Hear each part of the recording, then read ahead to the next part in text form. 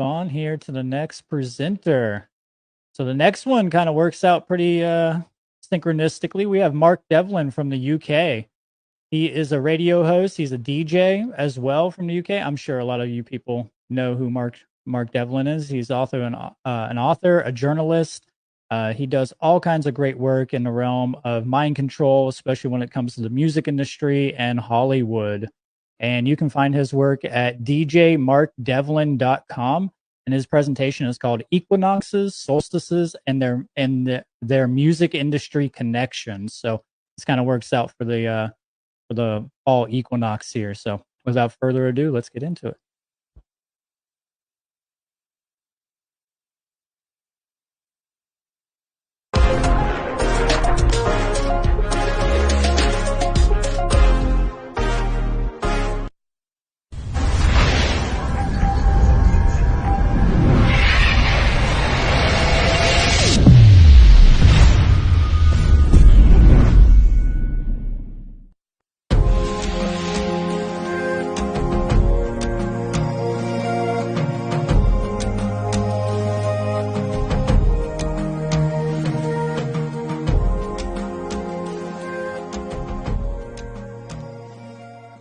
Hello everyone, this is Mark Devlin, beaming in from the UK, or not so Great Britain. Very happy to have been asked to be a part of the Seed 5 conference this year. What I've got for you is a variation on a presentation which I released earlier this year, looking at equinoxes, solstices and their connections to the controlled corporate music industry. So it's bringing in metaphysical, spiritual, ritualistic elements and matching those up with the conspiratorial side of the music industry, which is the main core of my work. Very valuable day today, very important to get this kind of information out in a one-stop shop sort of fashion. It's all here in one place for sharing with anyone that will take this knowledge on board. And again, it's just a very valuable experience which I'm happy to be a part of. So I present to you this contribution to Seed 5. Cheers. This is a recreated online version of a talk which I first put together and presented at Rise Above's Equinox event in Dorset, England on the 9th of April, Easter Sunday of 2023.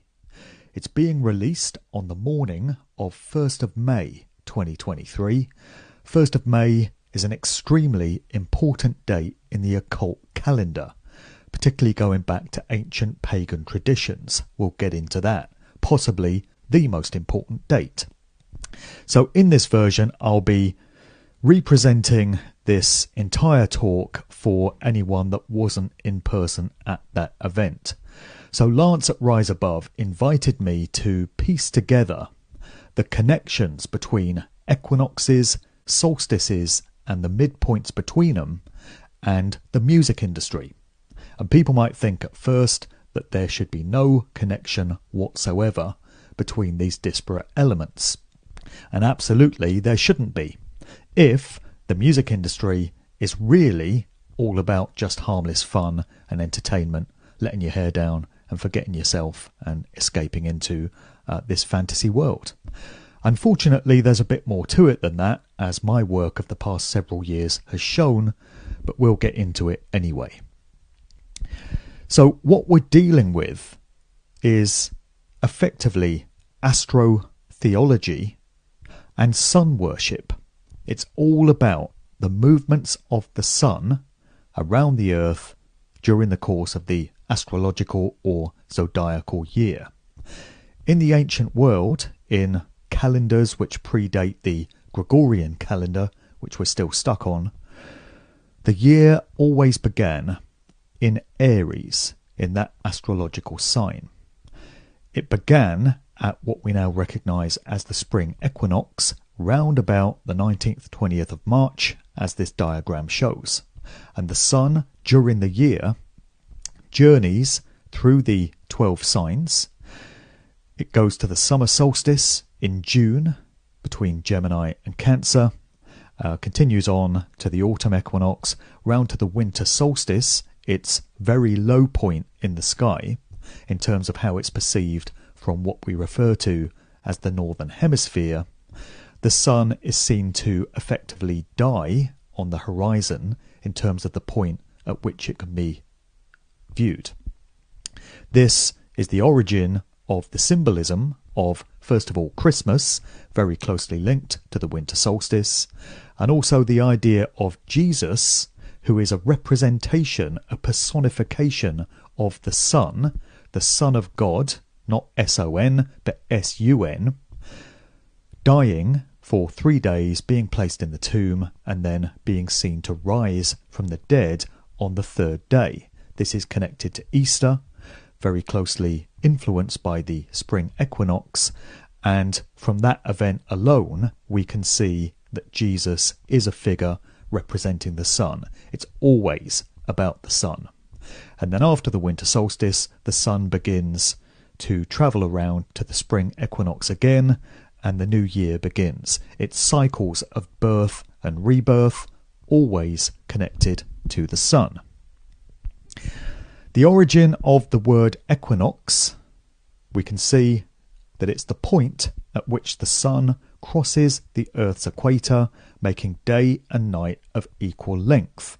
It comes from the medieval Latin equinoxium, meaning equality of night and day. Now, my conception of cosmology, the true nature of the place in which we live, differs somewhat from establishment official sources. But that still doesn't mean that it takes anything away from the journey of the sun and what we just saw in that diagram. All of this is still possible, even if we reject the idea that we live on a spinning ball hurtling through space, which I do. These things can still be demonstrated to happen because it's the sun that's moving and not the earth. It's an important point. Then getting on to solstices, one of the 2 times of the year when the sun is at the greatest distance from the equator. And this word is derived from the Old French solstice, from the Latin solstitium, meaning the point at which the sun seems to stand still. So it literally means the sun is still. Looking at the dates when these events are said to occur, so the spring equinox happens sometime between the 19th and the 21st of March. It's always around that time. It seems to differ from place to place on the Earth, depending on where you're at, but it's always around the 20th. Then in September, the autumn equinox occurs sometime between the 21st and the 24th. So again, it doesn't seem to be a precise science, but those are the times of the year which are important. And when we start getting into some of the specific dates connected to events in the music industry, we can see that there's some flexibility on this, but they always occur around those times. Then the summer solstice taking place sometime between the 20th and 22nd of June, when the sun is directly above the Tropic of Cancer in the Northern Hemisphere. It's very interesting to me that the ancients worshipped the journey of the sun and these cycles of rebirth, and the Tropic of Cancer figures very heavily in these events.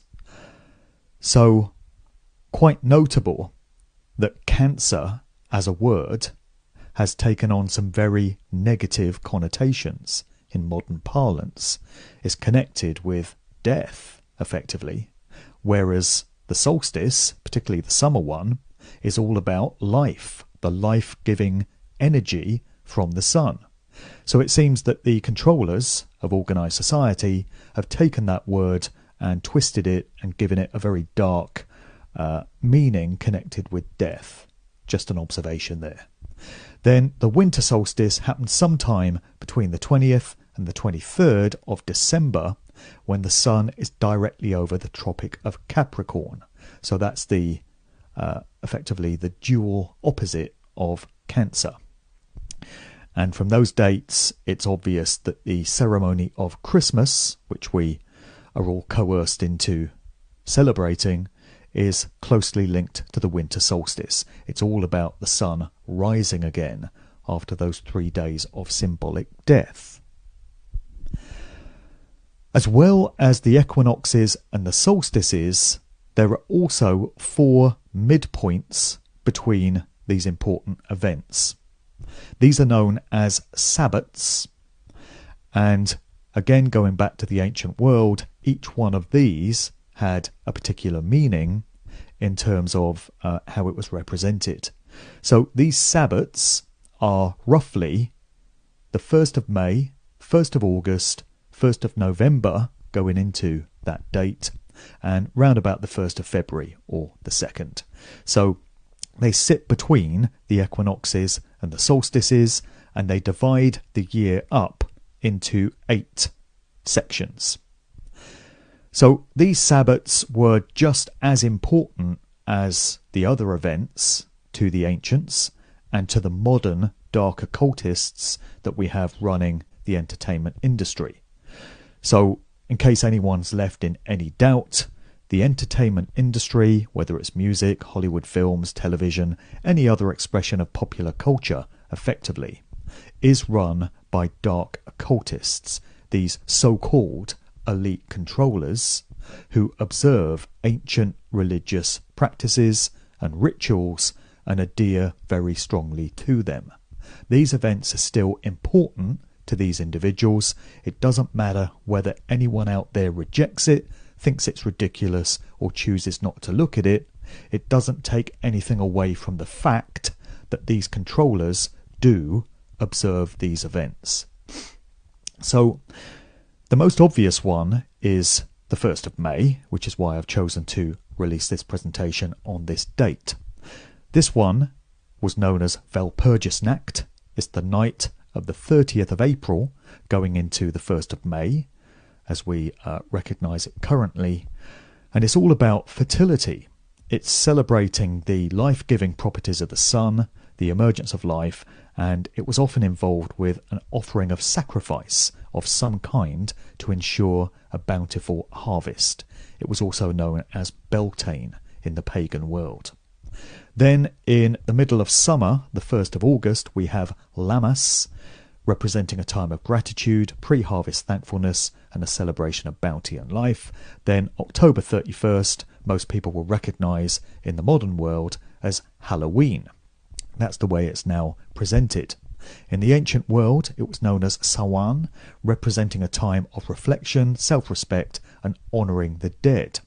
So in parts of Central America and South America, this event is known as the Day of the Dead. People might recall in one of the James Bond movies, I think it was Skyfall at the very start. No, actually it was Spectre. We see Bond in Mexico, dressed up as a skeleton, taking part in this massive street ceremony, which is all about honouring ancestors and reflecting on what we can learn from their teachings. So that's been twisted in the modern world into the ceremony of Halloween, and that's all about anything but venerating ancestors. It's about celebrating death, celebrating darkness as we go into that darkest period, literally, in the northern hemisphere of the year.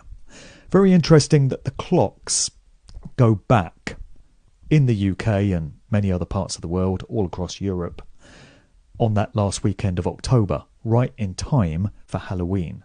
So effectively we lose an hour of light at a point in the year where the sun is already symbolically dying, and that means that by 31st of October it's dark between 4 and 5 p.m.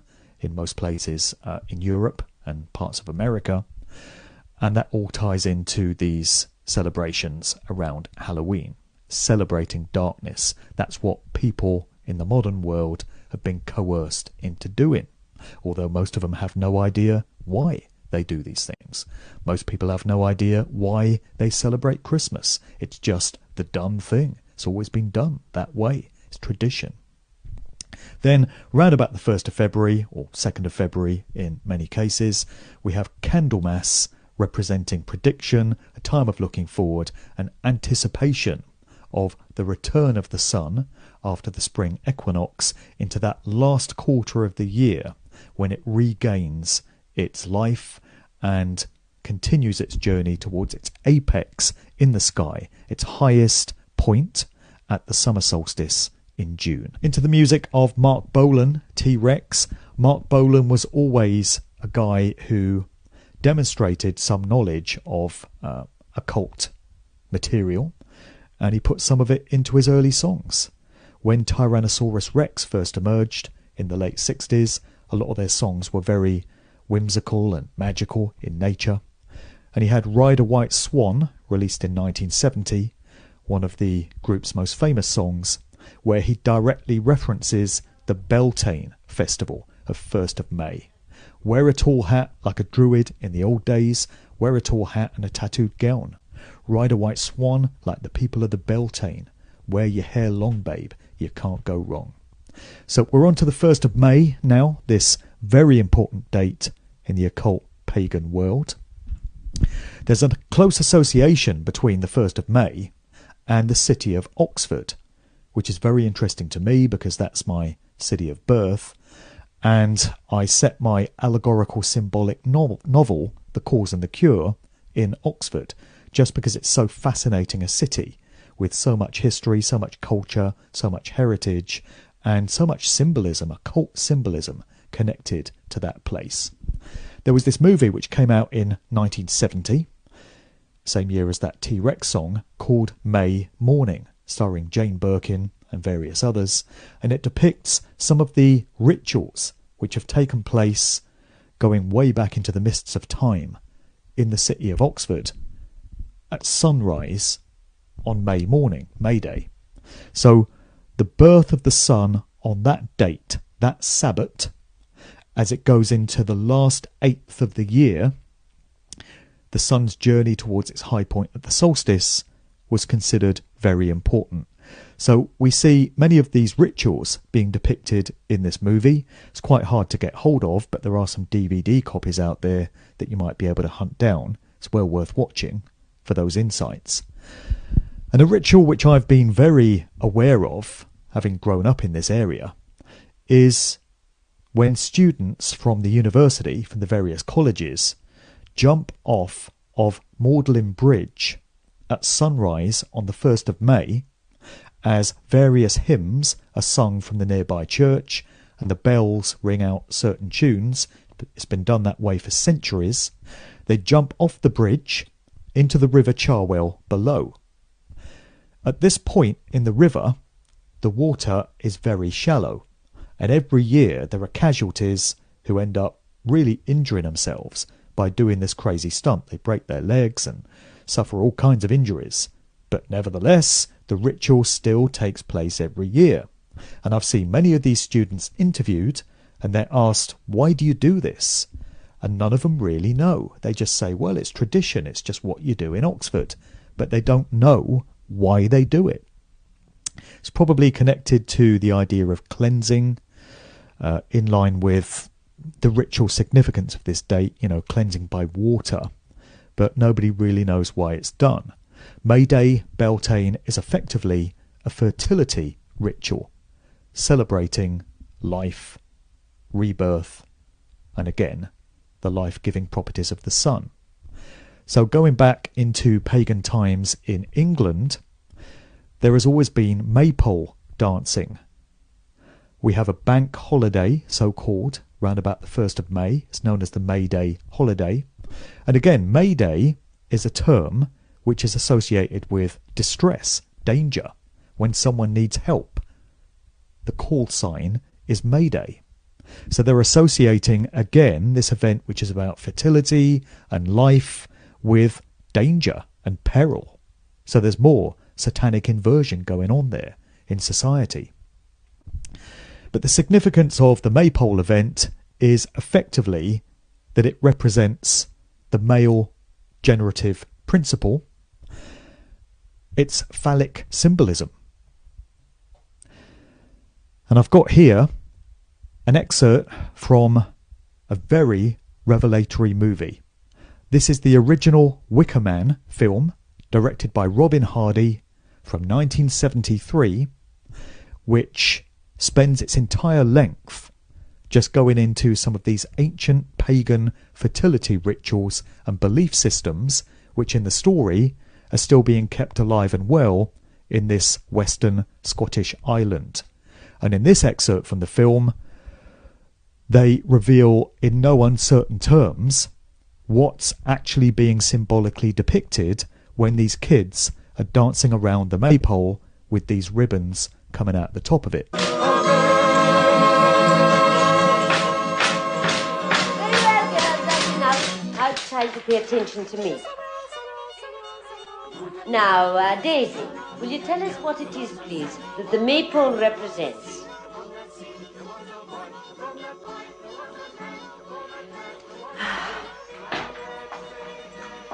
Really, Daisy, you've been told often enough. Miss Rose, I know. All right, then, anybody? Phallic symbol. The phallic symbol. That is correct. It is the image of the penis, which is venerated in religions such as ours, as symbolizing the generative force in nature. Oh, can I help you?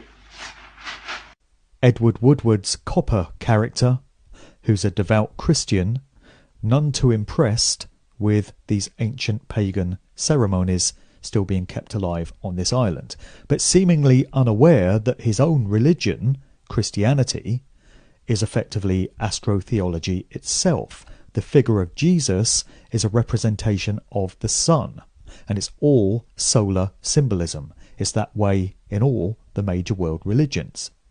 Many striking scenes from this movie, including this fertility ritual in the stone circle, and it's really a film that's held its age very well. It contains a lot of ancient, arcane knowledge, and within the research circles that so many of us are involved in now, it tells us so much about why certain events still occur the way they do, because it's these timeless systems which are still being observed.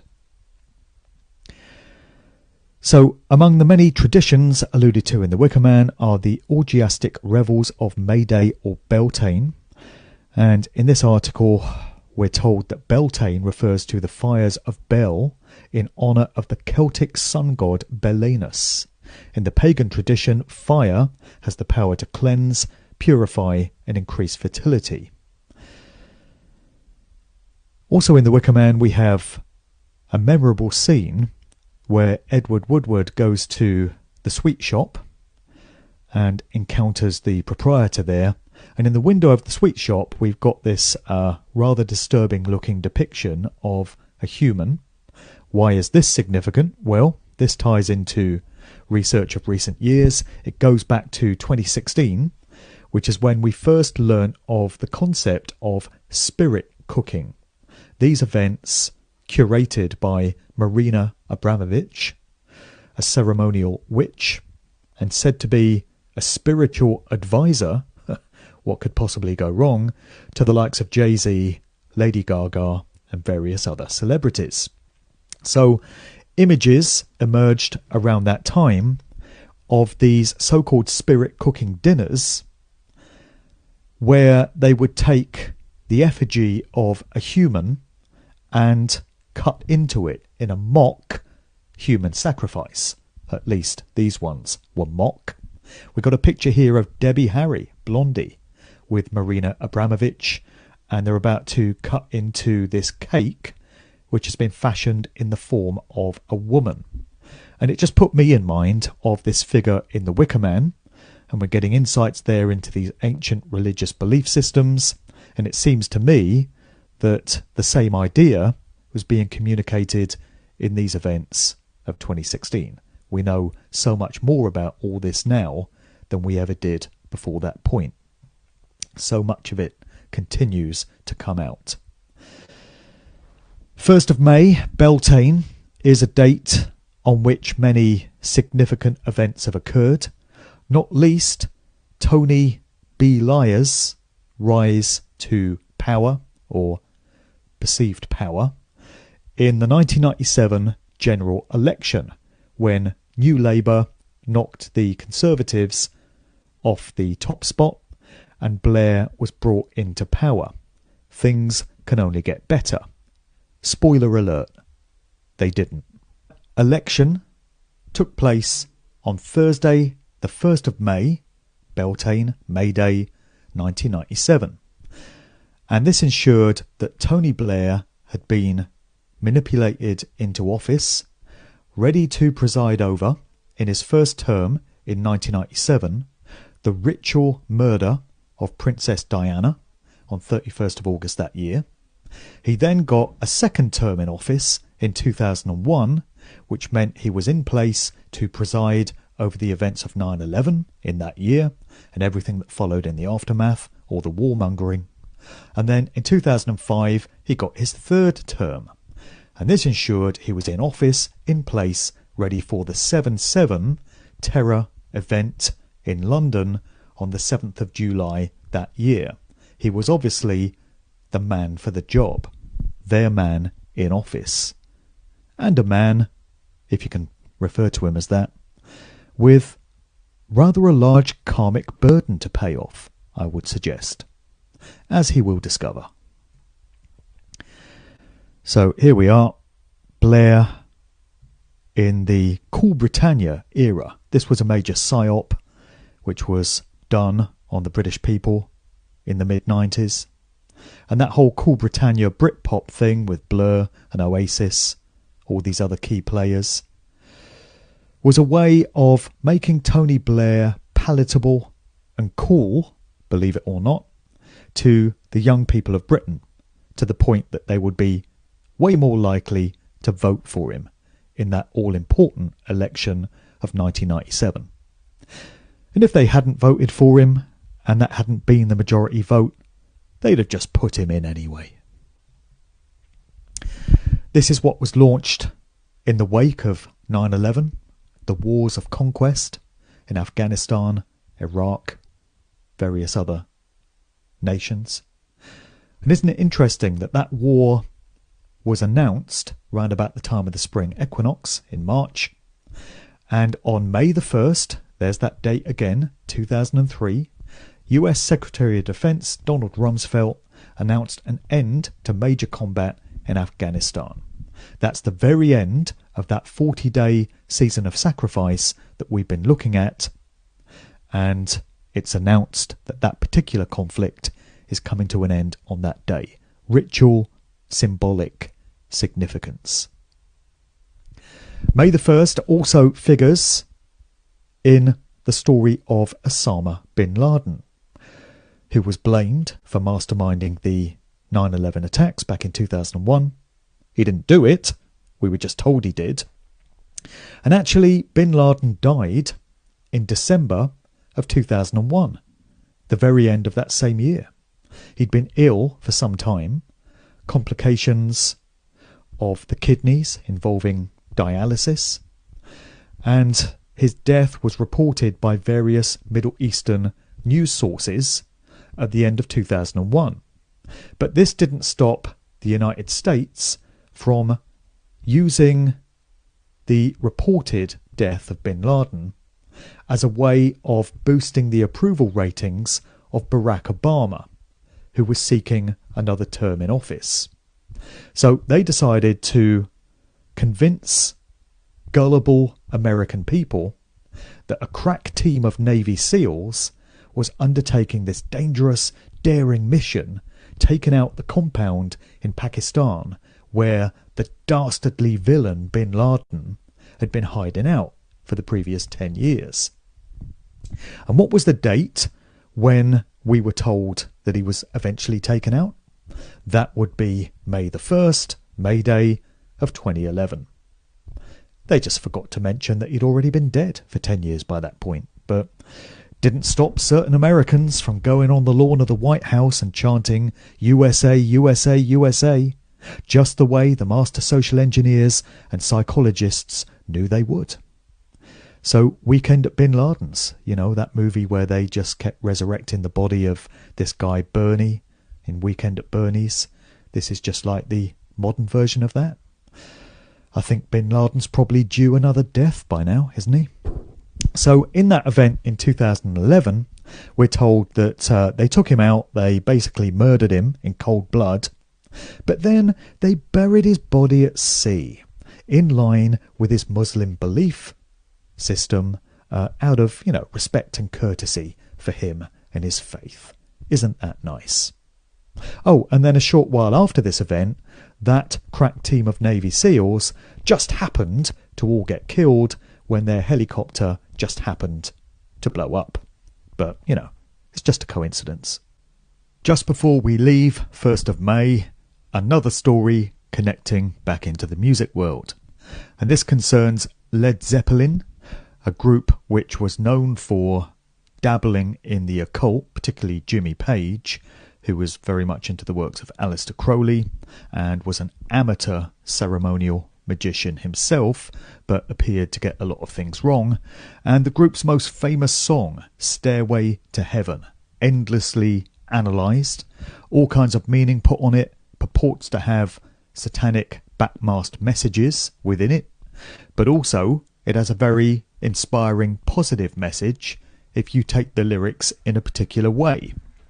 However, most of the connotations around that track and around the group generally are unfortunately of the dark variety.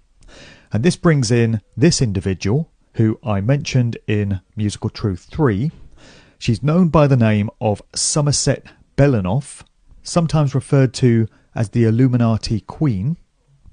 This is apparently the only picture which exists of her, if indeed it is her.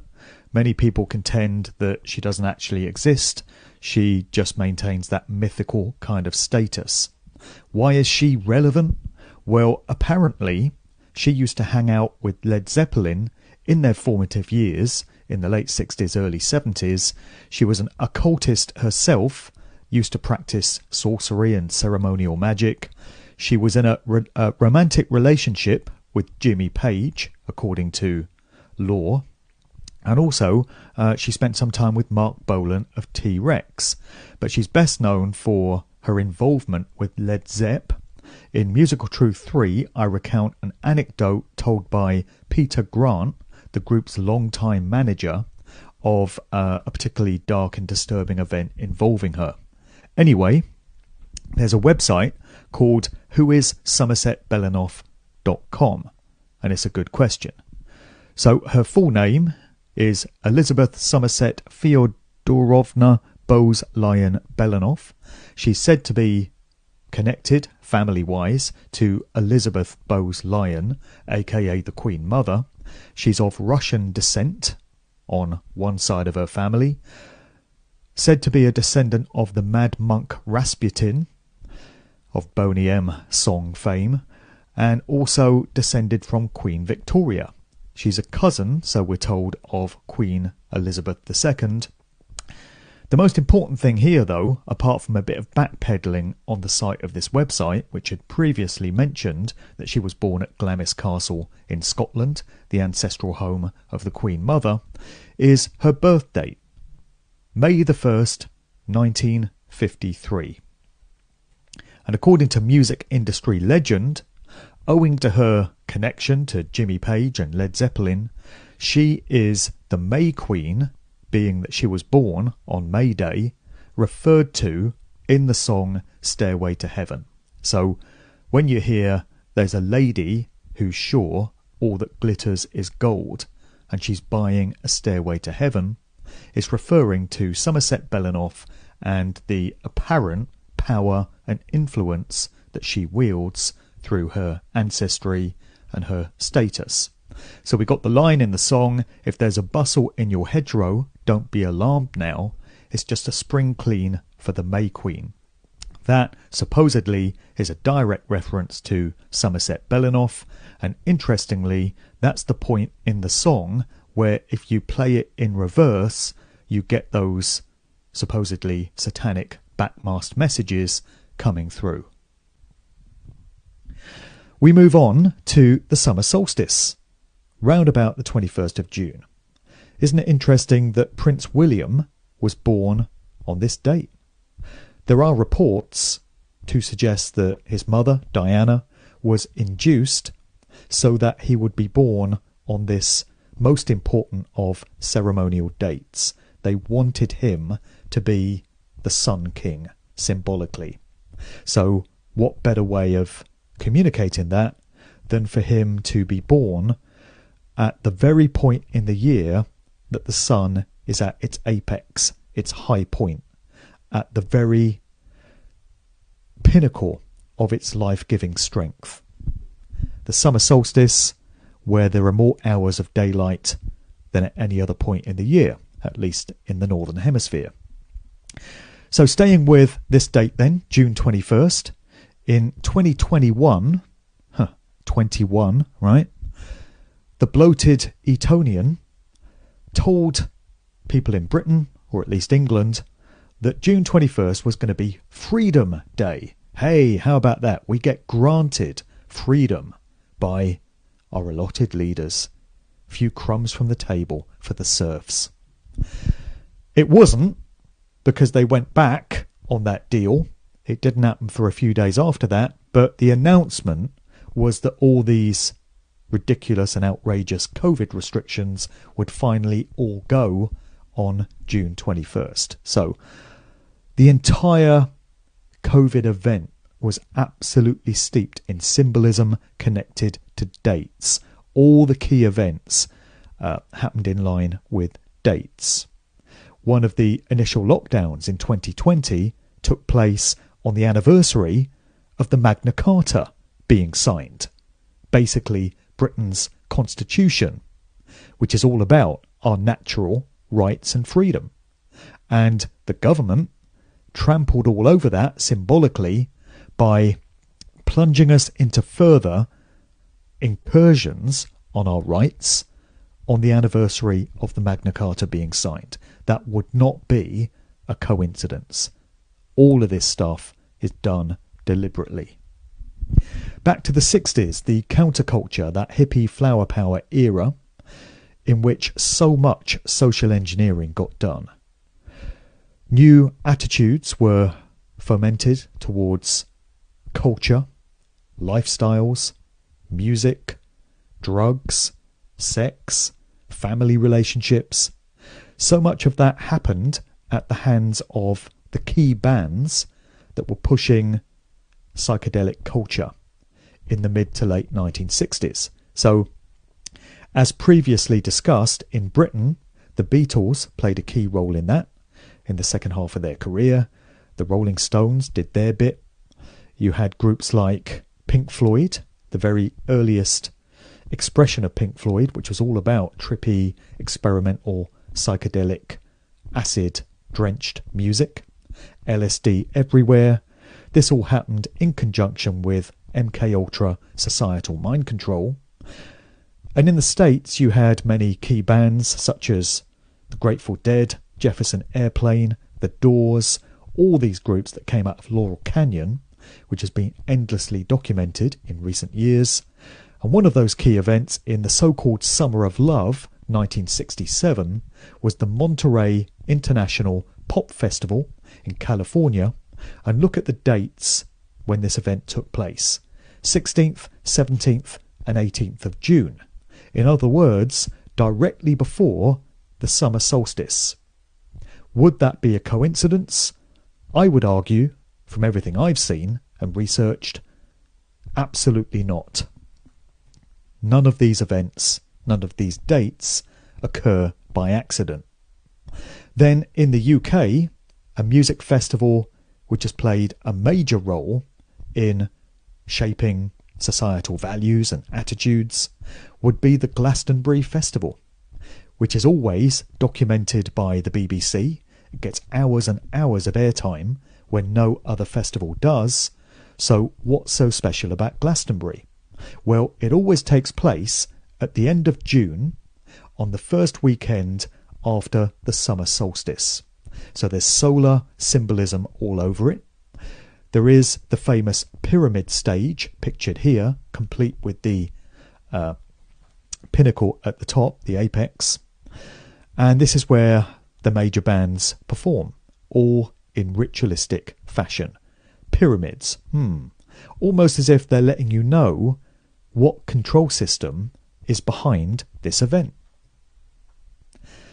This venue in Manhattan, New York, has a very dark and dubious history.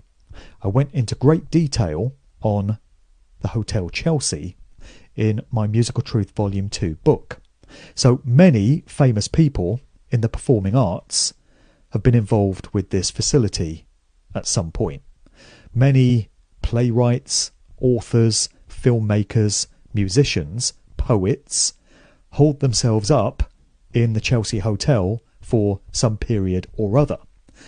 There are reports of satanic rituals having taken place in the basement, with robed figures wandering around, and there have been many deaths associated with the Chelsea. I detail many of these in his amazing book Into Laurel Canyon and all the music makers that came out of there, Weird Scenes Inside the Canyon. The author and researcher Dave McGowan goes into some of these stories, and he mentions the Chelsea Hotel, in this case connected to the once socially conscious folk singer Phil Oakes. So McGowan writes, in the summer of 1975, Phil Oakes' public persona abruptly changed. Adopting the name John Butler Train, Oakes proclaimed himself a CIA operative and presented himself as a belligerent right-wing thug. He told an interviewer that on the first day of summer 1975, Phil Oakes was murdered in the Chelsea Hotel by John Train. That symbolic assassination on the summer solstice, here we go, took place at the same hotel that Devlin Wilson had flown out of a few years earlier. One of so many stories connected to the Chelsea Hotel. Lots to know about this place. And when Elvis Costello sang in his song I Don't Want to Go to Chelsea, I don't think he was talking about Chelsea, London. I think he was probably talking about the Chelsea Hotel. And having learnt what I have about that place, I don't blame him. Directly after the summer solstice, on the 25th of June, we have a date which connects these two artists. So the 25th of June 2009 is the date on which Michael Jackson is said to have died, at the hands of his physician Conrad Murray, because there's always a lone operative involved in these events, right? If it's down to one individual, then there's no hint of a conspiracy. So lots of controversy around this event. Many feel that Michael didn't actually die. It was a fake death. Whether it was or it wasn't, we've got the date 25th of June given for it. Again, directly after the summer solstice. 25th of June was also the birth date of George Michael, who, like Michael Jackson, was a recording artist for the Sony record label. And both these artists famously went up against Sony, took out legal action against them, tried to expose the controlling nature that that label held over its artists, and it didn't end well for either of them, if you take the official account to be true. So George Michael, as previously mentioned, was found dead on Christmas Day of 2016. So both these guys died in their 50s, according to the official record, 6 months apart, 25th of June, 25th of December. Summer solstice, winter solstice, represented by Christmas. The 25th of June is celebrated by Satanists, reportedly, as anti-Christmas, because whereas traditional Christmas is celebrating the rebirth of the sun from its low point in the sky, on the 25th of December, as it slowly begins its journey back towards its high point at the summer solstice, the summer solstice of June marks the opposite. After the 21st of June, the sun begins its descent very slowly. So symbolically, it's dying. And Satanists are celebrating that because they're all about death. They're all about anti-life. Very interesting these dates crop up when it comes to these two artists.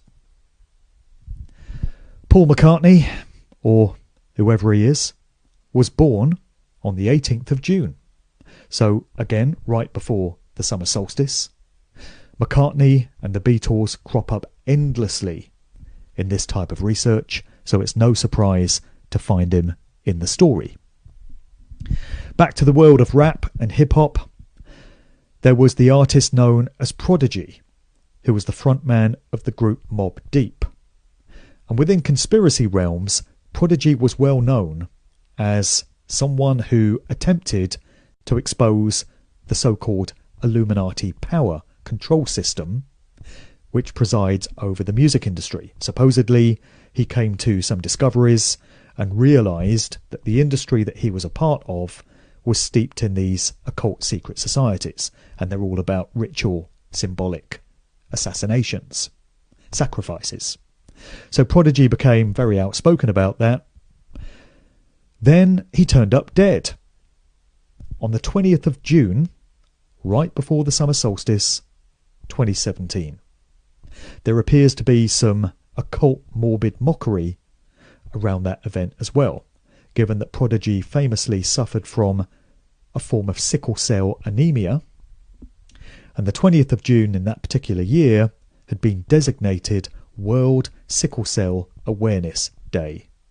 What were the chances of him turning up dead on that very date if it was all just completely random and according to chance? So here we can see that he died June 20th, 2017. In Britain, in 1988, we had what was referred to as the second Summer of Love. This was the acid house scene, which gave birth to rave culture and eventually clubbing culture, nightlife culture, cultivated in the UK and then exported around the rest of the world. I would argue that this second Summer of Love, that whole acid house scene of the late 80s, occurred at the hands of social engineers coming out of the likes of Tavistock. It's more difficult to prove this with the British version than it is with the American version, having been a CIA-sponsored PSYOP to a very large extent. But it's interesting that the mainstream media of the late 80s referred to that whole scene as the second Summer of Love, almost as if they're letting you know that it's a reboot, a repackage of the first Summer of Love. This time around you had ecstasy, MDMA, replacing the LSD that had been around in the 60s. You had electronic dance music, replacing the psychedelic rock music, which had been there in the 60s.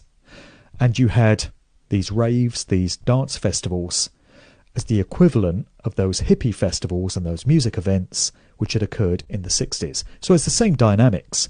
It's large groups of young people being coerced into coming together in these communal settings, doing drugs together, listening to music together, and going on these journeys of consciousness. The only problem is that it was occurring at the hands of unknown parties. So while these young people in both events would have thought that they were expressing themselves freely and this was their culture, their scene, they wouldn't have been aware that it had been shaped and moulded for them by master social engineers and behavioural scientists. Moving forward, finally, in the solar year, to the point of the sun's darkness and symbolic death, at its low point in the sky, the winter solstice. We have a story from 21st of December 2014 of Elton John marrying his longtime partner David Furnish. Of all the dates it could have been, they chose the winter solstice and all that that symbolises. Joe Strummer, significant driving force behind the group The Clash, real name John Graham Mellor, the son of a diplomat, a government operative. we find out that he died on the 22nd of December, right around the time of the winter solstice, in 2002, at the ripe old age of 50. That's one connection from the Clash into the world of government. The other one comes from the singer Mick Jones, who turns out to be a cousin of Grant Shapps, most recently Transport Minister in Boris Johnson's cabinet. So there are two direct connections into government and the establishment from the Clash. Still think they were rebels and anti-establishment anarchists? Or was it all an act? Back to McCartney again. Take a swig. And this guy, Tara Brown. He was an heir to the Guinness Empire, the brewing company. A very rich young socialite and playboy.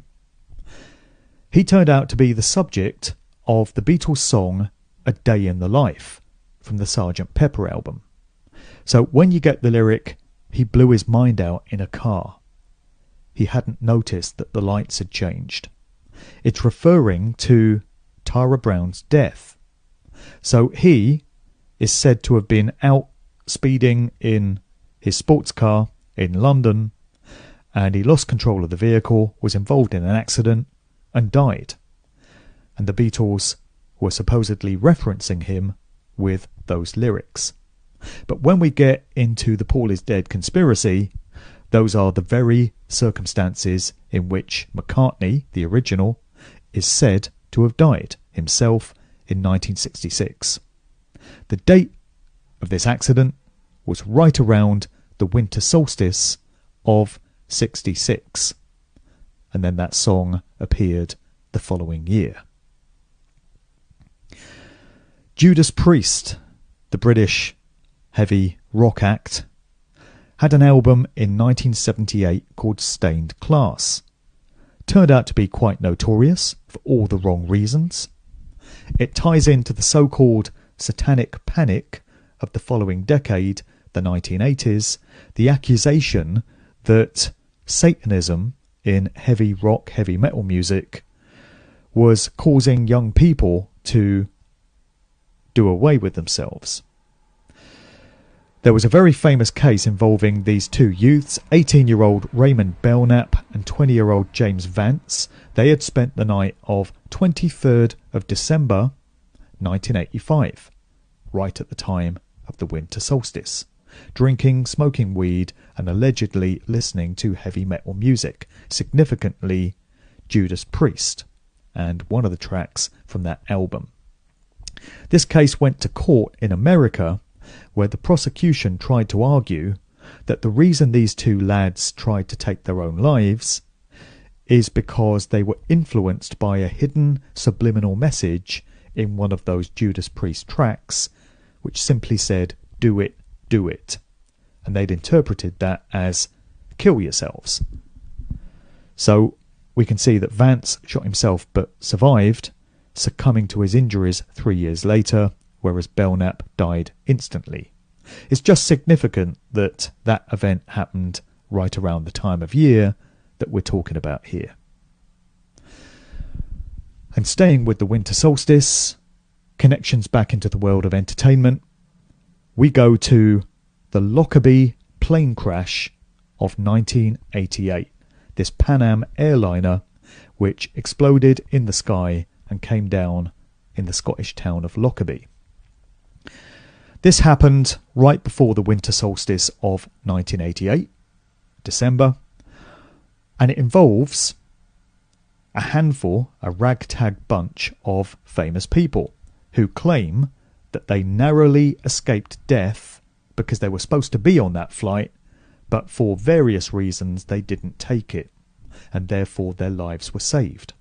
One of them is Johnny Rotten of the Sex Pistols, who says the only reason he missed that flight is because his wife hadn't packed in time.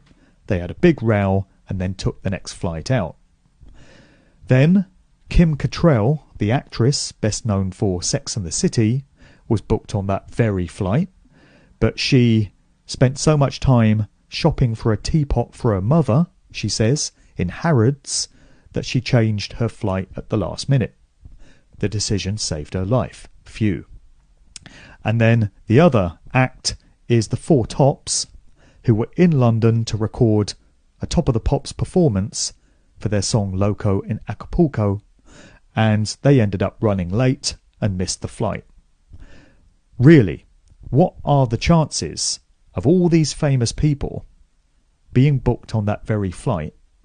And if they weren't running late, imagine what those headlines would have been like in 1988.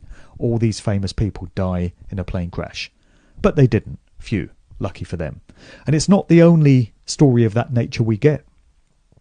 With 9/11, there are accounts of many people that were supposed to be on those planes, famous people, but they escaped them for whatever reason.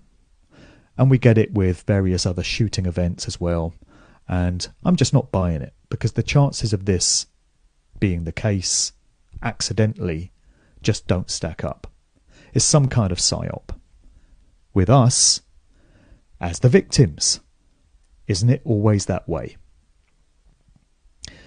So, we've reached the end of this presentation, and as we get to the conclusion, this is where the good news lies. I know you've been waiting for that.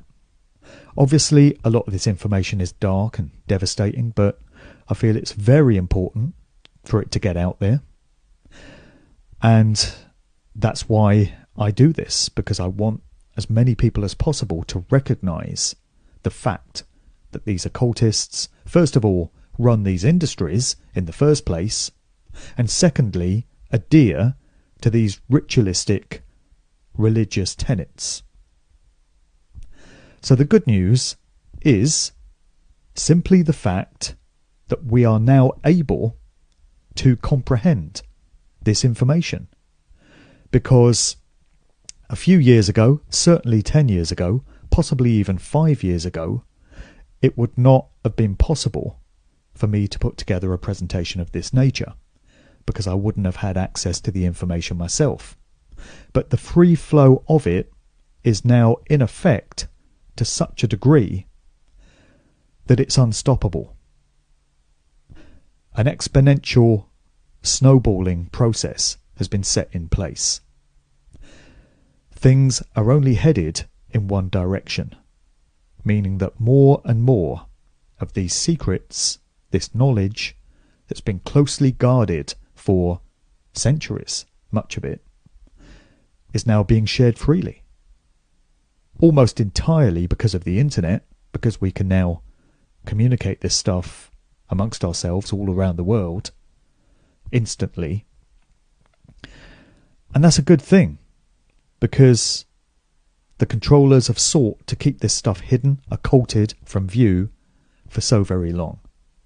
But the truth will set you free. There's so much truth to that statement.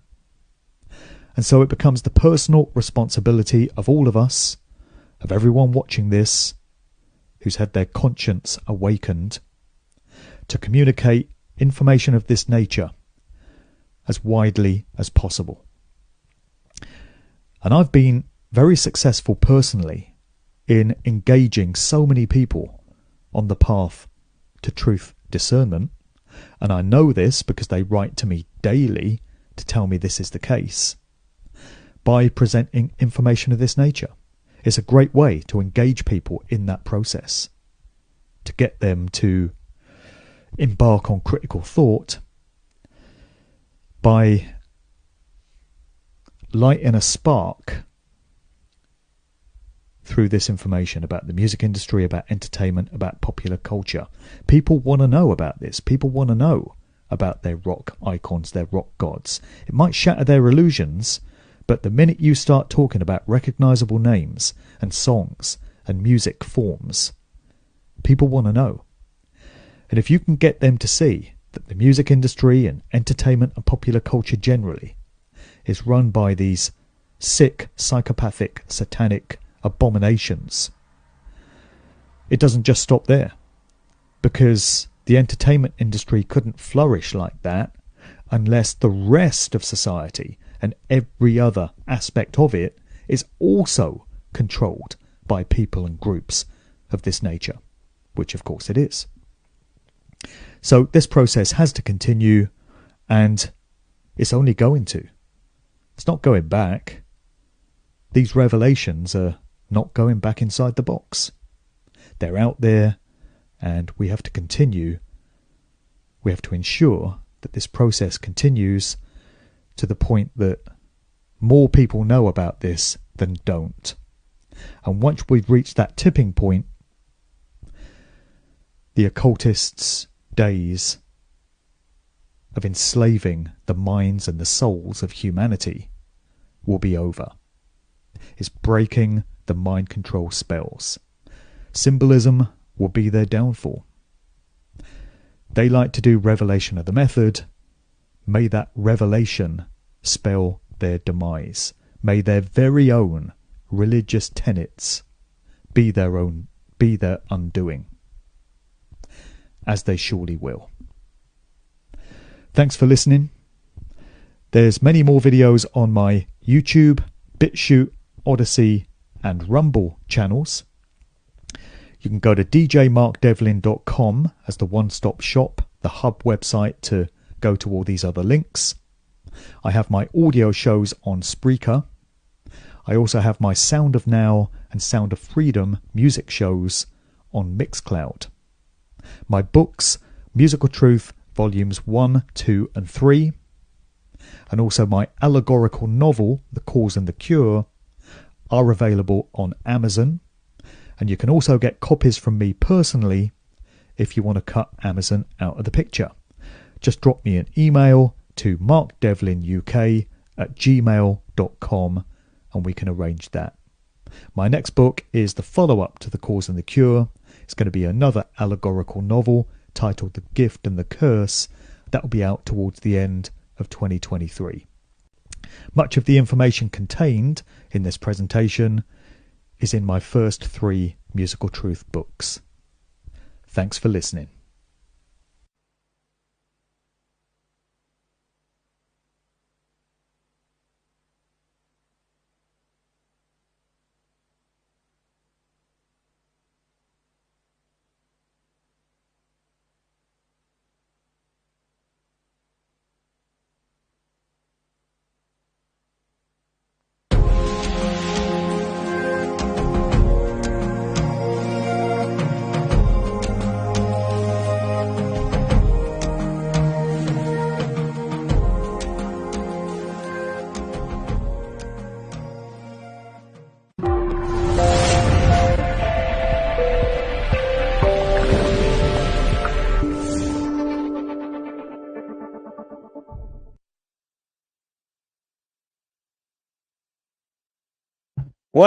Well, that was an amazing presentation about occult information connected to the music and Hollywood industry. Mark Devlin does such a wonderful job at providing a very calm, collected approach to these topics. I highly recommend looking into more of his work. I've studied his work for years, and he is a very, very well-researched truth speaker out there, and I actually have 2 of his books. His books are amazing. So definitely would recommend supporting him, or at least going and giving his videos a share, or sharing that with your friends or family or whoever you think may need to hear this. I think it's very important, and it's only one tier. Understanding the think tanks such as Tavistock Institution, the Bilderbergs, the Committee of 300, understanding all these giant conglomerate, occultists, dark occultists that are at the top echelons of our world, who are, programming really our children and programming our own likes. Have you really ever asked your question, are your likes your own? Do you even know if you've chosen your own likes, or were you culturally influenced into those likes?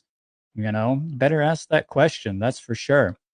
I do know that 60s and 70s music has a big grip over people currently, and still to this day. People think of it as the top tier music of everything, especially when it comes to electric guitar, right? So it's a powerful time period, and I recommend studying it more for people who are interested.